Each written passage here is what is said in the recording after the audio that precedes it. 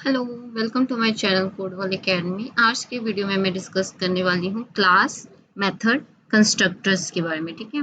इन objectives है the general form of a class, learn the syntax and style for defining and calling method and constructor, learn how arguments are passed to methods and constructors and how to return value from methods, learn about statics and non-static fields and methods, review public and private fields and method। ठीक है। The general form of a class is a class name. Class name के पहले क्या होता है ना, देखिए यहाँ पे जनरल फॉर्म ऑफ क्लास में क्या बता रहे हैं, यहाँ पे क्लास कैसे क्रिएट करते हैं। ठीक है। तो पहले हम लोग क्लास कीवर्ड का यूज करते हैं, देन क्लास का एक नेम देते हैं। ठीक है। उसके इनसाइड में एक कर्ली ब्रेसेस यूज करते हैं, उसके बॉडी में हम लोग क्या कहते हैं ना, टाइप इंस्टेंस वेरिएबल डिक्लेयर करते हैं। ठीक है। उसके बाद मेथड अगर हमको यूज करना है तो मेथड डिक्लेयर करते हैं। इस तरह से हम लोग ना क्लास को डिक्लेयर करते हैं। ठीक है। In this form. अब है general form of a class. Okay. तो a class is declared by use of class keyword. Okay. The data और variables defined within a class are called instance variable. ठीक है। यहाँ पे the code is contained within the methods. All the methods have the same general form as a main. This have been using so far. Java classes do not need to have a main method. You only specify one if that class is a starting point for your program. Okay. Before we dig into a class declaration, let's do a quick review of the rules. Okay. So there can be only one public class per source code file. इसका मतलब क्या होता है ना कि Java program आप बना रहे हो तो उसमें क्लास कितने बहुत हो सकते हैं। ठीक है। बहुत हो सकते हैं, मतलब दो चार क्लास आप यूज कर सकते हो, बट जो मेन क्लास होगा वो पब्लिक क्लास होगा और उस पब्लिक क्लास के बेसिस पे आप अपना फाइल का नाम सेव करोगे। ठीक है। The name of the file must match the name of the public class. जैसे मैंने आपको कहा कि जो आप फाइल का नाम जो सेव करोगे, ठीक है, जो आप लोग कोड कर लोगे और फाइल का नाम सेव करोगे, तो जो क्लास का नाम पब्लिक क्लास का नाम होगा उसी नाम से आप लोग सेव करोगे। ठीक है। ताकि आपको कंपाइल करने और रन करने में प्रॉब्लम ना हो।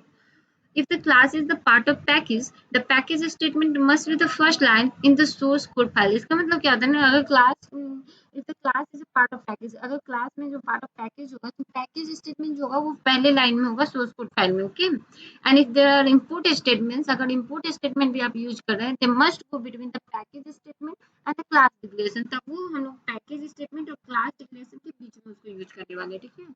अब the head rules इसमें कि if there is not a package statement, then the import statement must be the first line in the source code files. If there are no package or import statements, the class declaration must be the first line। इसका मतलब क्या होता है, अगर ना package है और ना import statement है, तब आप लोग क्लास को फर्स्ट लाइन में डिक्लेयर कर सकते हो, कोई प्रॉब्लम नहीं होगा। ठीक है। अब है कि import and package statements apply to all the classes within a source code file। Okay. अब इस तरह से आप लोग देखो, ये सिंपल एग्जांपल है। इस तरह से आप लोग ना कोई भी क्लास को क्रिएट कर सकते हो। ठीक है। सिंपल है, क्लास कीवर्ड का यूज किया और यहाँ पे क्लास नेम क्या है, बॉक्स है। ठीक है। Inside of class we have declare a instance variable. First one is the double width, next one is the double height and third one is the double depth. Okay. तो अब यहाँ पे क्या कर रहे हैं ना, हम लोग एक एग्जांपल कर रहे हैं जहाँ पे हम लोग मेथड और क्लास में जो वेरिएबल्स होते हैं उन सबका यहाँ पे यूज कर रहे हैं। तो क्लास का नाम है बॉक्स, बॉक्स के अंदर ये इंस्टेंस वेरिएबल डिक्लेयर किया और उसके बाद हम लोगों ने यहाँ पे क्लास बॉक्स डेमो ये क्लास डिक्लेयर किया है ऑब्जेक्ट टाइप ऑफ बॉक्स। ठीक है। तो ये हम लोग इसको पब्लिक क्लास कहेंगे। ठीक है। क्योंकि पब्लिक क्लास जो होगा उसके अंदर हम लोग मेन मेथड डिक्लेयर करते हैं और मेन मेथड जहाँ से हम लोग कोड को एग्जीक्यूट करने वाले। ठीक है। तो माई बॉक्स इक्वल टू अगर न्यू बॉक्स है। ठीक है। तो यहाँ पर मतलब क्या आता है ना कि यहाँ पे हम लोग जो बॉक्स है उसका ऑब्जेक्ट क्रिएट कर रहे हैं। ऑब्जेक्ट क्रिएट करने के लिए हम लोग हमेशा न्यू कीवर्ड का यूज करते हैं। ओके। तो यहाँ पे डबल वॉल्यूम है, जो वॉल्यूम जो वेरिएबल है वो डबल है। यहाँ पे क्या करना है, असाइन वैल्यू, तो माई बॉक्स इंस्टेंस वेरिएबल है, तो उसमें माई बॉक्स की हेल्प से क्या कर रहे हैं ना, उसमें वैल्यू असाइन कर रहे हैं। तो वैल्यू असाइन करने के लिए हम यहाँ पे क्या करेंगे, माई बॉक्स और डॉट ऑपरेटर का यहाँ पे हम लोग यूज करेंगे। इस तरह से हम लोग ने वैल्यू असाइन किया एंड यहाँ पे हम लोग सिंपली कंप्यूट कर रहे हैं वॉल्यूम ऑफ बॉक्स का। ठीक है। तो उसके बाद जब कंप्यूट कर लेंगे तो उसके बाद हम लोग simply system dot out dot println use करके हम लोग वॉल्यूम को प्रिंट कराएंगे और वो आउटपुट में आपको वॉल्यूम ऑफ बॉक्स का प्रिंट करके दे देगा। तो सिंपल है। अब देखो मेथड है, मेथड में क्या है करते हैं ना, हम लोग पब्लिक लेते हैं या फिर प्राइवेट टाइप का यूज करते हैं। वो रिटर्न टाइप में जो भी होता है मेथड का वो रिटर्न टाइप करते हैं यहाँ पे मेथड नेम। ओके। यहाँ पे जो है ना पैरामीटर जो हम लोग मेथड में पास करते हैं वो पैरामीटर। तो मेथड डिक्लेयर करने के बाद उसके बॉडी में हम लोग जो भी स्टेटमेंट होता है उसको हम लोग यहाँ पे डिफाइन करते हैं। अब to define a method declare between public and private, usually हम लोग पब्लिक यूज करते हैं मेथड में, प्राइवेट बहुत ही कम यूज करते हैं। गिव इट अ नेम, उसको मेथड का एक नेम देते हैं। Specify the type of argument, type of argument हम लोग स्पेसिफाई करते हैं, formal parameters and give them names, okay. And specify the method return types और चूज वॉइड, या तो हम मेथड का कोई रिटर्न टाइप्स स्पेसिफाई करते हैं या फिर उसको चूज वॉइड करते हैं, ठीक है। राइट द मेथड कोड, ठीक है। अब हम लोग कोड लिखेंगे। A method is always defined inside a class, okay. Class के अंदर ही हम लोग मेथड को डिफाइन करेंगे। A method returns the value of specified type unless it is declared void. The return type can be any primitive data types और अ class type. ये क्या कह रहे हैं ना कि a method returns a value of specified types, ठीक है, unless it is declare void. जब तक अगर हम उसको वॉइड डिक्लेयर नहीं करते हैं तो कोई स्पेसिफाइड डाटा को वो रिटर्न करता है, डेटा टाइप्स को रिटर्न करता है, वो प्रिमिटिव डेटा टाइप्स होते हैं और एक क्लास टाइप, ठीक है। तो यहाँ पे कहता है method argument can be of any primitive data types और अ क्लास टाइप, उसके आर्गुमेंट कोई भी प्रिमिटिव डेटा टाइप्स हो सकते हैं और क्लास टाइप्स के हो सकते हैं, ठीक है। इस तरह से हम लोग यहाँ पे, तो यहाँ पे जो आप देख रहे हैं ना public return types method name है, तो यहाँ पे पैरेंथेसिस एम्प्टी, यहाँ पे क्या कर रहे हैं ना, पैरेंथेसिस के अंदर हम लोग कोई भी पैरामीटर को पास नहीं कर रहे थे। यहाँ पे यही बोल रहा है कि एम्प्टी पैरेंथेसिस जो होगा वो इंडिकेट करेगा that a method takes no argument, ठीक है। तो ये जरूरी नहीं है कि हर बार आप मेथड को डिक्लेयर करें तो उसमें हम पैरामीटर पास करेंगे ही, कभी कभी हम एम्प्टी पैरामीटर एम्प्टी मेथड को भी हम लोग डिक्लेयर कर सकते हैं इस तरह से, ठीक है। तो अगर ऐसे रहे और इससे आपसे पूछे कि क्या this is the way of declaring a method और नॉट, तो आप लोग कंफ्यूज मत होना, आप लोग बोलना yes in this way we can declare a method, okay. Method name start with a lower case letter, अगर जावा में देखें तो मेथड जो होगा वो स्टार्ट करेंगे हमेशा हम लोग लोअर केस लेटर की हेल्प से। Method names usually sound like verbs, verbs की तरह कैसे साउंड करता है कि तो मेथड जनरली हम लोग प्रोग्राम में यूज करते हैं टास्क को परफॉर्म करने के लिए, okay. So the name of the method that returns the value of a field often starts with, जो नेम ऑफ मेथड होगा जो हम लोग को वैल्यू रिटर्न करेगा वो हमेशा स्टार्ट होगा जैसे गेट कीवर्ड के साथ, जैसे गेट विथ गेट एक्स, जो भी वैल्यू होगा उसको वो देगा तब, ठीक है। अगर name of the method that set the value, हमको कोई भी वैल्यू सेट करना है मेथड में तब उस टाइम हम लोग सेट कीवर्ड का यूज करते हैं, ठीक है, जैसे set location, set text, in such way.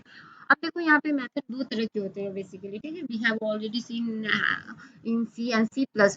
Here we know about method overloaded and method overriding. Okay, the method overloaded में क्या होता है, methods of the same class that have the same name but different numbers or types of argument are called overloaded methods. ठीक है, use overloaded methods when they perform similar tasks.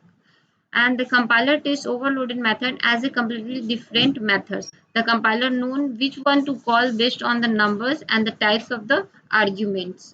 अब हम लोग बात करते हैं कंस्ट्रक्टर्स का, ठीक है। कंस्ट्रक्टर्स में क्या करते हैं ना, constructors is like a method for creating the object of the class. Basically हम लोग कंस्ट्रक्टर का यूज करते हैं किसी भी क्लास के ऑब्जेक्ट को क्रिएट करने के लिए, ठीक है। A constructor often initialize in object field, okay. Constructor do not have a return types, not even void, ठीक है। अगर आपसे कोई पूछे कि कंस्ट्रक्टर में क्या कोई भी रिटर्न टाइप्स यूज होता है, तो नो, कंस्ट्रक्टर में कोई भी रिटर्न टाइप्स यूज नहीं करते। And they do not return the value, और वो वैल्यू भी कोई रिटर्न नहीं करता है। All constructors in a class have the same name, the name of the class, okay. यहाँ पे कंस्ट्रक्टर्स में टेक आर्ग्यूमेंट्स एंड अब हम लोग देखते हैं कि इफ अ क्लास है जो more than one constructor, they are overload and must have a different numbers and और टाइप्स ऑफ आर्गुमेंट। अगर एक क्लास में एक से ज्यादा कंस्ट्रक्टर है उस केस में हम लोग उसको ओवरलोडेड कहते हैं। उस केस में क्या होता है ना कि नंबर ऑफ आर्ग्यूमेंट जो होते हैं वो डिफरेंट होते हैं, ठीक है, हैव डिफरेंट नंबर्स एंड और टाइप्स ऑफ आर्ग्यूमेंट, ओके। यहाँ पे the programmer often provide a no arguments constructor that takes no argument, ठीक है। कंस्ट्रक्टर को हम लोग विथ आर्ग्यूमेंट और विदाउट आर्ग्यूमेंट भी डिक्लेयर करते हैं, ठीक है। तो if a programmer does not define any constructor, Java provide one default no argument constructor, ठीक है। अगर आप कोई भी कंस्ट्रक्टर डिक्लेयर प्रोग्रामर नहीं करता है तो जावा बाय डिफॉल्ट एक कंस्ट्रक्टर क्रिएट करता है जो कि हेल्प करता है ऑब्जेक्ट क्रिएट करने में क्लास का। तो वो जो होता है वो नो आर्ग्यूमेंट कंस्ट्रक्टर होता है, which allocates memory and sets fields to default values. The default values for the fields are as follow, ठीक है। 0 for the default value वो देगा इस तरह से, 0 for the numbers, false for the booleans and null for the objects. So आज के video में बस इतना ही, मिलते हैं नेक्स्ट वीडियोस में। अगर आपका कोई क्वेरीज हो, क्वेश्चन हो तो आप प्लीज कमेंट बॉक्स में शेयर करें, मैं उसको सॉल्व करने की कोशिश करूंगी और आपको आंसर देने की कोशिश करती हूँ। Next video.